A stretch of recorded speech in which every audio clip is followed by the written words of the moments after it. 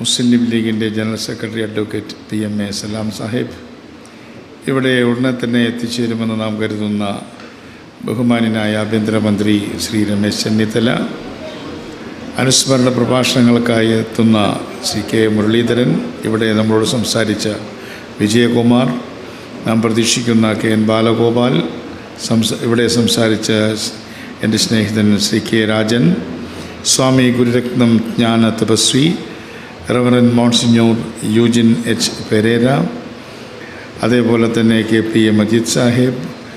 ഏറ്റവും കൂടുതൽ എനിക്ക് സന്തോഷം നൽകുന്നത് വളരെ ആരോഗ്യത്തോടുകൂടി പ്രസന്നവദനായി ഇവിടെ കടന്നു വന്നിട്ടുള്ള നമ്മുടെ മുനീർ സാഹിബ്, അതുപോലെ തന്നെ അദ്ദേഹം എല്ലാ രോഗങ്ങളോടും വിട പറഞ്ഞുകൊണ്ടാണ് അദ്ദേഹം ഇപ്പോൾ ഇവിടെ എത്തിച്ചേർന്നിരിക്കുന്നത്. അതുപോലെ തന്നെ എൻ്റെ മുന്നിലും എൻ്റെ പുറകിലുമായി ഇരിക്കുന്ന മുസ്ലിം ലീഗിൻ്റെ സമുന്നതരായ നേതാക്കന്മാരെ, MLA മാരെ, പ്രിയപ്പെട്ട സുഹൃത്തുക്കളെ, സ്നേഹിതന്മാരെ, സയ്യിദ് മുഹമ്മദ് അലി ശിഹാബ് തങ്ങളെക്കുറിച്ച് എത്രയോ വേദികളിൽ അനുസ്മരണ പ്രസംഗം നടത്താൻ വലിയ അവസരം ലഭിച്ചിട്ടുള്ള ഒരു പൊതുപ്രവർത്തകനാണ് ഞാൻ. ഇന്ന് തിങ്ങി നിറഞ്ഞിരിക്കുന്ന ഈ വേദിയിൽ സ്റ്റാർ സ്റ്റഡഡ് ആയിട്ടുള്ള ഒരു സദസ്സിൽ ഒരു നീണ്ട പ്രസംഗം ചെയ്യുന്നത് അനുചിതമാണ് എന്നും എനിക്ക് നല്ലതുപോലെ അറിയാം. എന്തായാലും നേരത്തെ പലരും ചൂണ്ടിക്കാണിച്ചതുപോലെ മുഹമ്മദ് അലി ശിഹാബ് തങ്ങൾ കേരളത്തിൻ്റെ ഒരിക്കലും മായാത്ത നിലാവായിരുന്നു എന്ന് നമുക്കെല്ലാവർക്കും അറിയാവുന്ന കാര്യമാണ്. അദ്ദേഹത്തെ കൂടുതലടുത്ത് കണ്ടവർക്ക് അദ്ദേഹത്തിൻ്റെ പ്രത്യേകമായ പ്രവർത്തന ശൈലി, സംസാര ശൈലി, അതുപോലെ തന്നെ അദ്ദേഹത്തിൻ്റെ ഇടപെടൽ, ഇതൊക്കെ വലിയ അത്ഭുതമായി ആദ്യഘട്ടങ്ങളിൽ തോന്നാറുണ്ട്. ഇപ്പോഴും നിങ്ങളിൽ ആരെങ്കിലും ചൊവ്വാഴ്ച ദിവസം പാണക്കാട്ട് ചെന്നാൽ എന്താണ് അവിടെ നടക്കുന്നത് എന്ന് എനിക്കിതുവരെ മനസ്സിലായിട്ടില്ല. ഞാൻ ഈ അടുത്ത കാലത്ത് തിരഞ്ഞെടുപ്പെല്ലാമായി ബന്ധപ്പെട്ട് അവിടെ പോയ സമയത്ത് യാദൃശ്ചികമായി ചൊവ്വാഴ്ചയായിരുന്നു. അപ്പോൾ ഞാനവിടെ ഒരു സ്ത്രീ ഒരു തൊപ്പിയെല്ലാം വെച്ചിട്ടുണ്ട്. അവർ ഒരു മുസ്ലിം സമുദായത്തിൽപ്പെട്ട ആളല്ല എന്ന് അവരുടെ വേഷവിധാനങ്ങളിൽ കണ്ടാൽ അറിയാം. അവർ വായിലൊരു വിസിൽ കോഡ് വെച്ചിട്ട് വിസിലടിക്കുകയാണ്. കാരണം അവർ കൊണ്ടുവന്നിട്ടുള്ള വണ്ടികളൊക്കെ അവിടെ നിർത്തിയിരിക്കുകയാണ്. അവരെ കൃത്യമായി നമ്മുടെ സാദിഖ് അലി ശിഹാബ് തങ്ങളുടെ വീട്ടിലേക്ക് ആനയിക്കുക എന്നതാണ് അവരുടെ ജോലി. എനിക്ക് വളരെ കൗതുകം തോന്നി. ഞാൻ അവരോട് ചോദിച്ചു, നിങ്ങൾ എപ്പോഴാണ് ഇവിടെ വന്ന്? അല്ല, ഞാൻ എല്ലാ ചൊവ്വാഴ്ചയും ഇവിടെ വരുന്ന ആളാണ്. ഇവരെ കൊണ്ടുവരിക എന്നുള്ളതാണ് എൻ്റെ ഒരു എൻ്റെ ഒരു ഡ്യൂട്ടി, അതാണ്. അപ്പോൾ എന്ന് പറഞ്ഞാൽ, അപ്പോൾ ഞാൻ ചോദിച്ചു, എന്തിനാണ് ഈ നിങ്ങളോടൊപ്പം വന്നിട്ടുള്ള സ്ത്രീകൾ എന്തിനാണ്? എന്നെ അവർക്ക് മനസ്സിലായി ഒന്നുമില്ല. എന്തിനാണ് അവർ വരുന്നത്? അത് സാറേ, അവർക്ക് ഇവിടെ വന്നാൽ ഒരു സമാധാനമാണ്, അതിന് വരുന്നതാണ്, വേറെ ഒന്നിനുമല്ല. വേറെ എന്ത് കിട്ടാൻ? അതല്ല, ഒരു സമാധാനമാണ്. അപ്പോൾ ആ സമാധാനം ഇപ്പോഴും പാണക്കാട്ട് മുറ്റത്ത് നിന്ന് യഥേഷ്ടം ഒഴുകിക്കൊണ്ടിരിക്കുന്നുണ്ട്. പക്ഷേ അദ്ദേഹത്തെ മുഹമ്മദ് അലി ശിഹാബ് തങ്ങളുടെ ആ കാലഘട്ടത്തിലും എനിക്ക് അവിടെ ചെല്ലാനും അവരുടെ ആ മുറ്റത്തെ ആ മധുരിക്കുന്ന ഓർമ്മകളും പുഞ്ചിരിക്കുന്ന മുഖങ്ങളും കാണാനും അവസരമുണ്ടായിട്ടുള്ളത് എൻ്റെ ജീവിതത്തിലെ ഏറ്റവും നല്ല അനുഭവങ്ങളിൽ ഒന്നായി ഞാനിപ്പോഴും സൂക്ഷിക്കുകയാണ്. എൻ്റെ പാർട്ടിയെ സംബന്ധിച്ചിടത്തോളം നിങ്ങൾക്കറിയാം, CMP ഒരു സവിശേഷമായ സാഹചര്യത്തിലാണ് CMP രൂപീകരിക്കപ്പെട്ടത്. ഇന്ന് ഇപ്പോൾ നമുക്കെല്ലാവർക്കും അറിയാം, മുസ്ലിം കോസ് എന്നത് അതെടുക്കുക എന്നത്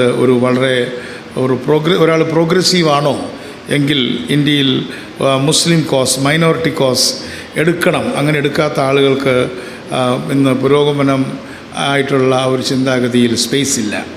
പക്ഷേ 80കളുടെ മധ്യത്തിൽ അങ്ങനെ ആയിരുന്നില്ലല്ലോ. വളരെ കടുത്ത തരത്തിലുള്ള ഒരുപാട് സംഘർഷങ്ങളുണ്ടായി. അതിലൊന്നും ഞാൻ വിശദീകരിക്കുന്നില്ല. അതിൻ്റെ ഫലമായിട്ടാണ്, അതിൻ്റെ പ്രൊഡക്റ്റാണ് CMP. അങ്ങനെ CMP എല്ലാം രൂപീകരിച്ച് ഞങ്ങൾ ഒറ്റയ്ക്ക് ഇങ്ങനെ നടക്കുന്ന കാലഘട്ടത്തിൽ MBR ഉണ്ട്. MBR ആണെങ്കിൽ എല്ലാവരോടും അങ്ങനെ തുറന്നൊന്നും സംസാരിക്കില്ല. അപ്പോൾ അദ്ദേഹത്തിനു വേണ്ടി എന്നെപ്പോലുള്ളവരാണ്, ഞാൻ, വിജയകൃഷ്ണൻ, കോട്ടുമല അങ്ങനെയുള്ള ആൾക്കാരൊക്കെയാണ് സംസാരിക്കുന്നത്. അതിനു മുമ്പ് ഞാൻ അദ്ദേഹത്തെ പോയി കാണാറുണ്ട്. അപ്പോൾ മുസ്ലിം ലീഗ് നേതാക്കന്മാരോടൊക്കെ കമ്മ്യൂണിക്കേറ്റ് ചെയ്യുന്നത് 91 മുമ്പ് ഞാനും അരവിന്ദാക്ഷനുമായിരുന്നു. അങ്ങനെ കമ്മ്യൂണിക്കേറ്റ് ചെയ്യുമ്പോൾ ഇന്ന് മാസ്റ്റർ കമ്മ്യൂണിക്കേറ്ററായിട്ടുള്ള പി കെ കുഞ്ഞാലിക്കുട്ടി സാഹിബ് ഇവിടെ തന്നെ ഉണ്ട്. അദ്ദേഹത്തിൽ കൂടെയാണ് ഞങ്ങൾ കമ്മ്യൂണിക്കേറ്റ് ചെയ്യുന്നത്. ഈ അഹമ്മദ് സാഹിബ് ഉണ്ടായിരുന്നു, കൊരമ്പയിലുണ്ടായിരുന്നു. അപ്പോൾ അവരോടെല്ലാം സംസാരിക്കുമ്പോൾ അവർ പറയും അത് തങ്ങൾ പറയണം, തങ്ങൾ പറഞ്ഞാലേ നടക്കുള്ളൂ. അങ്ങനെ തങ്ങളെ പോയി കാണുന്നു. തങ്ങളെന്നാൽ വിശദമായിട്ട് എന്തെങ്കിലും പറയുന്നതൊക്കെയാണ് ഞാൻ വിചാരിച്ചത്. അദ്ദേഹം കഷ്ടിച്ച് ഒരു 10-12 വാക്കുകൾ മാത്രമേ പറഞ്ഞുള്ളൂ. അതിൽ എല്ലാ കാര്യവും വളരെ ക്ലിയറായിരുന്നു. കൂടുതൽ വാക്കുകൾ ഉച്ചരിക്കേണ്ട ആവശ്യം ഇല്ല, മനസ്സിലാക്കാനും വളരെ എളുപ്പമാണ്. അങ്ങനെ അദ്ദേഹത്തെ പോയി കണ്ടതിൻ്റെ ഫലമായിട്ടാണ് വാസ്തവത്തിൽ ഞങ്ങൾക്ക് 87 തെരഞ്ഞെടുപ്പിൽ മുസ്ലിം ലീഗ് അവരുടെ സീറ്റ് ഞങ്ങൾക്ക് തന്നത്, അതായത് അഴീക്കോട് സീറ്റ് നമുക്ക് തരുന്നത്. അത് കഴിഞ്ഞ് അവിടെ നിന്ന് ജയിച്ച് പിന്നീട് വന്ന് വീണ്ടും വലിയ വലിയ പ്രശ്നങ്ങളൊക്കെ ഉണ്ടായി. ഞാൻ കഥ നീട്ടി പറയുന്നില്ല. വീണ്ടും ഒരു രക്ഷയുമില്ല. ഇത് വന്നപ്പോഴാണ് ഞാനിതിവിടെ ഈ വിജയ് ഹാളിൽ ഇന്ന് ഞാനിരിക്കുന്ന ആ എന്താ പറയുക മന്ത്രിസഭാംഗം എന്ന നിലയിൽ അത് പറയാതെ പോകുന്നത് ശരിയല്ല. ഒരു രക്ഷയുമില്ല. MVR പോവുകയാണ് ഇവിടെ നിന്ന് MLA ക്വാർട്ടേഴ്സിൽ നിന്ന് പെട്ടിയൊക്കെ എടുത്ത് നോമിനേഷൻ കൊടുക്കാൻ പോവുകയാണ്. അപ്പോൾ ഞാൻ വീണ്ടും അവിടെ ഞാനും എൻ്റെ കൂടെ അരവിന്ദാക്ഷനുണ്ട്. ഞങ്ങൾ രണ്ടുപേരും ലീഡറെ കാണാൻ ചെന്നു. അപ്പോൾ അന്ന് ലൈറ്റ്നിങ് കോൾ ബുക്ക് ചെയ്താൽ മാത്രമേ ഫോൺ കിട്ടുള്ളൂ. അപ്പോൾ ഉടനെ തന്നെ ലീഡർ ലൈറ്റ്നിങ് കോൾ ബുക്ക് ചെയ്തു. വേറെ ആരെയല്ല, ശിഹാബ് തങ്ങളെയാണ് വിളിച്ചത്. അപ്പോൾ മുസ്ലിം ലീഗിൻ്റെ സ്ഥാനാർത്ഥി സ്റ്റാൻഡേർഡ് റഷീദ് ഇവിടെ പ്രഖ്യാപിക്കപ്പെട്ട് കഴിഞ്ഞു. അദ്ദേഹം ഫോട്ടോ എടുക്കാൻ വന്ന് നിൽക്കുകയാണ്. അപ്പോൾ ലീഡർ പറഞ്ഞു ഇപ്പോൾ ഫോട്ടോ എടുക്കണ്ട റഷീദെ, കുറച്ച് കഴിഞ്ഞിട്ട് ഫോട്ടോ എടുക്കാം എന്ന് പറഞ്ഞു. ഫോട്ടോ എടുക്കാമെന്ന് പറഞ്ഞു. ഞങ്ങളകത്തേക്ക് കയറി. അപ്പോൾ തന്നെ ലൈറ്റ്നിങ് കോൾ വന്നു. ലീഡർ ശിഹാബ് തങ്ങളോട് പറഞ്ഞു ഇങ്ങനെ രാഘവന് മത്സരിക്കാൻ സീറ്റ് വേണം. ശരി എന്നാൽ ആയിക്കോട്ടെ, എന്നാൽ പകരം സീറ്റ് പോലും ചോദിക്കാതെയോ തരാതെയോ ആ മഹാനായ മനുഷ്യൻ അന്നൊരു സീറ്റ് തന്നില്ലായിരുന്നുവെങ്കിൽ ഈ CMP എന്നുള്ള പാർട്ടിയെ എന്താ പിന്നെ കാണുമില്ല. അപ്പം അതുകൊണ്ട് അങ്ങനെ വന്നു. ഞങ്ങൾ വീണ്ടും ഇവിടെ പിന്നെ മന്ത്രിസഭയിലൊക്കെ വന്നു. നീണ്ട കഥകൾ ഞാൻ പറയുന്നില്ല. അപ്പം അത്തരത്തിൽ വളരെ കൂളായി വളരെ വളരെ വിഷമമുള്ള കാര്യങ്ങൾ. തൻ്റെ സ്ഥാനാർത്ഥിയെ ഇന്നിപ്പോൾ അത് ചെയ്യാൻ ആർക്കെങ്കിലും പറ്റുമോ? വളരെ വിഷമമാണ്. പ്രഖ്യാപിക്കപ്പെട്ട തൻ്റെ സ്ഥാനാർത്ഥിയോട് പിന്നെ മത്സരിക്കാം എന്ന് പറയുക എന്നൊക്കെ പറഞ്ഞാൽ എളുപ്പമുള്ളൊരു കാര്യമല്ല. അങ്ങനെ എളുപ്പമില്ലാത്തൊരു കാര്യം ചെയ്തതുകൊണ്ടാണ് MVR മന്ത്രിയായത് എന്ന് ഞാനിപ്പോൾ അനുസ്മരിച്ചില്ലെങ്കിൽ അത് ഒരു നന്ദികേടായിരിക്കും എന്നതുകൊണ്ട് ഞാനിവിടെ പറയാൻ ആഗ്രഹിക്കുകയാണ്. അതുകൊണ്ട് ആ കാലഘട്ടത്തിലെ രാഷ്ട്രീയത്തിൽ ഉണ്ടായിരുന്ന ഞങ്ങളെടുത്ത സമീപനത്തോടുള്ള സ്നേഹമാണ്. ആ സമീപനം മറ്റൊന്നുമായിരുന്നില്ല.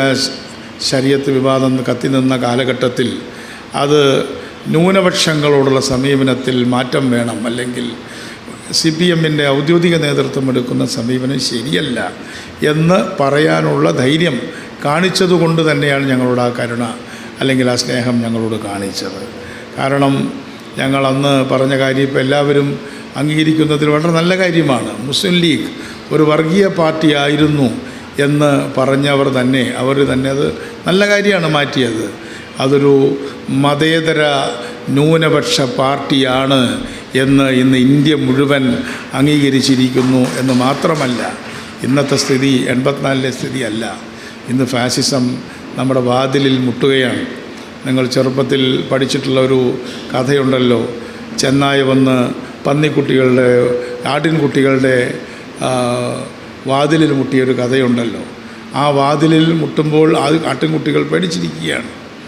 എപ്പോഴും വേണമെങ്കിലും ചെന്നായ കത്തേക്ക് വരാം എന്നത് പറഞ്ഞതുപോലെ ചെന്നായ വന്ന് വാതിൽ മുട്ടുമ്പോൾ പേടിച്ചിരിക്കുന്ന കുട്ടികളെ പോലെയാണ് ഇന്ന് ജനങ്ങൾ ഇന്ത്യയിൽ ജീവിച്ചുകൊണ്ടിരിക്കുന്നത്.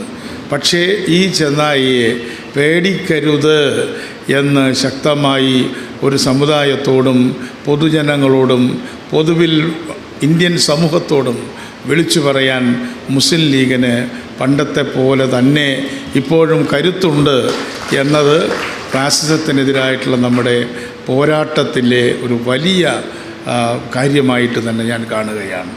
അതുകൊണ്ട് ഞാൻ നീട്ടി പറയുന്നില്ല എന്ന് പറഞ്ഞിട്ട് ഞാൻ നീട്ടിക്കൊണ്ട് പോവുകയാണ്.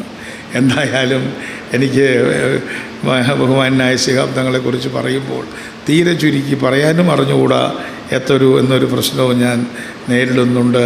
ഒരിക്കൽ കൂടി അദ്ദേഹത്തിൻ്റെ പാവനമായ സ്മരണകൾക്ക് മുമ്പിൽ ആദരാഞ്ജലികൾ അർപ്പിച്ചുകൊണ്ട് അദ്ദേഹത്തോടുണ്ടായിരുന്ന വ്യക്തിപരമായ ബന്ധം എൻ്റെ ജീവിതത്തിൽ എനിക്ക് ലഭിച്ച ഏറ്റവും വലിയ ഒരു ഭാഗ്യമായി ഞാൻ കണക്കാക്കിക്കൊണ്ട് എൻ്റെ വാക്കുകൾ ചുരുക്കുന്നു. നന്ദി, നമസ്കാരം.